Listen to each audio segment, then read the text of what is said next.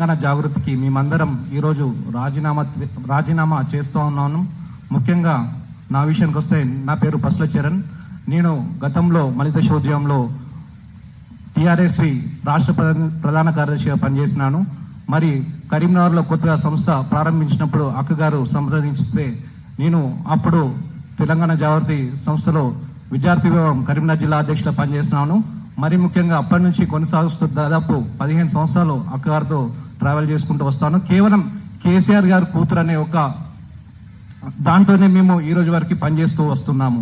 ముఖ్యంగా అక్కగారి వ్యవహారం గత 3-4 నెలల నుంచి చూస్తూ ఉంటే మాకు ఎక్కడో బాధేస్తా ఉంది. అక్క ఈ రకంగా ఎందుకు వ్యవహరిస్తుందని చెప్పేసి ఇక్కడ ఉన్న వాళ్ళందరం గత 4 నెలల నుంచి మేము కామ్గా ఉన్నాము, పోవట్లేదు. ఎందుకంటే మనకు మనసు ఒప్పట్లేదు, ఎక్కడనో కొంచెం రాంగ్ కొడుతుంది అని చెప్పేసి మేము పోవట్లేదు. మేము చూస్తూనే ఉన్నాం. కనీసం మాకు అక్క ఎందుకు సంప్రదిస్తలేదు. ఎందుకంటే మీ ఇక్కడ ఉన్న వాళ్ళందరూ కేసీఆర్ గారి లైన్లోనే ఉంటారు. వీళ్ళందరూ కూడా కేసీఆర్ నాయకత్వంలో పనిచేస్తారని పసిగట్టింది. ముఖ్యంగా వీళ్ళు మనకుంటే మనకు ఉపయోగం లేదు, కొత్త వాళ్ళను మనం ప్రోత్సహిద్దామని చెప్పేసి ఈ మధ్యలో చాలా మంది కొత్త వాళ్ళని కూడా తీసుకున్నారు, కొత్త వాళ్ళని కూడా కంప్లీట్ చేసుకున్నారు. సంతోషం. ముఖ్యంగా అక్కడ ఉన్న 4-5 తప్పితే మిగతా ఇక్కడ ఉన్న దాదాపు ఇంతమంది ఉన్నాము. దాదాపు 15-16 సంవత్సరాల పైనుంచి మేము పనిచేస్తూ వస్తున్నాము.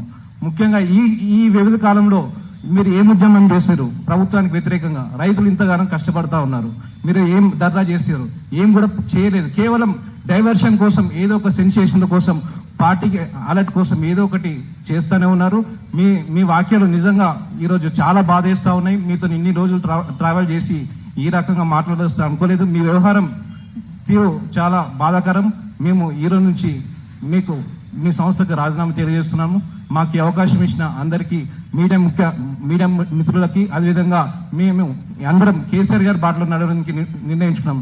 జై తెలంగాణ, జై కేసీఆర్. కేసీఆర్ గారి నాయకత్వం, కేసీఆర్ గారి నాయకత్వం.